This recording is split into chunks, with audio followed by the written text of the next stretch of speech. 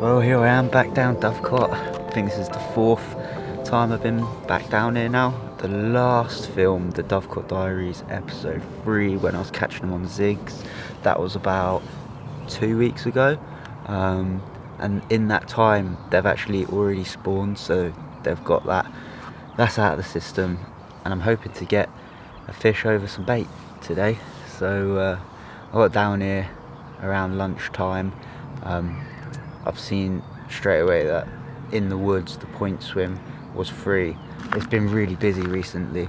I've also seen a few fish around here. There's definitely been a few in between the 2 points. I know that in the far corner on Toilet Bank there's been a few fish out, a couple fish, but other than that I don't think it's really done a lot since they've spawned. So I mean that's good. Usually after they spawn I think they rest up, and around now, fingers crossed, they're going to want some bait. So yeah, what have I done with the rod? So to the right hand side of the swim, right on the point, is a spot I've done well off before. Last year I've had a few fish off here, and quite close in it's like it slopes off like a plateau, and there is a lot of weed at the moment. And I know that when the weed's up, there's a little channel that runs in between a weed bed and this like drop off, this gravelly little plateau area. So I've got a rod, literally a little underchuck. I'm fishing a little white one over a few catapults of tigers, and that's that rod.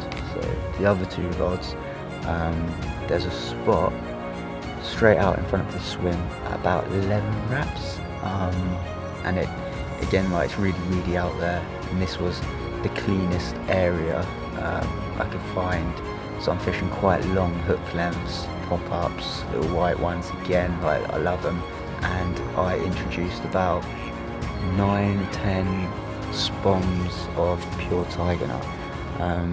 Tiger nut is like, I've watched good anglers using tiger nuts and they've absolutely smashed it. So I'm really going to give it a go on the tigers this year. So that's what I've done, them 2 rods out there, 11 wraps over a bed of tigers. And as I was leading about, I'm not going to lie, did have to nuke it a bit. There is like new weed up every year, the spot's changed. So I have to have a good old lead about and make sure where I'm fishing is presentable. But yeah, as I was doing that, a fish actually rolled, which I was quite surprised at.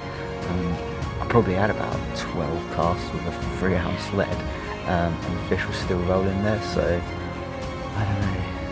Well, I definitely think it would have put them off, and the best chance of a bite I think is going to be tomorrow morning. It's going to take a bit of time for the swim to settle after that. But yeah, going into the night, I'm feeling confident for a mooring bite.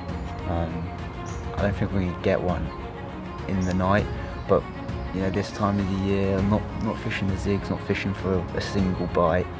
I've got some bait out there and I'm hoping to catch a few, so yeah, see what happens.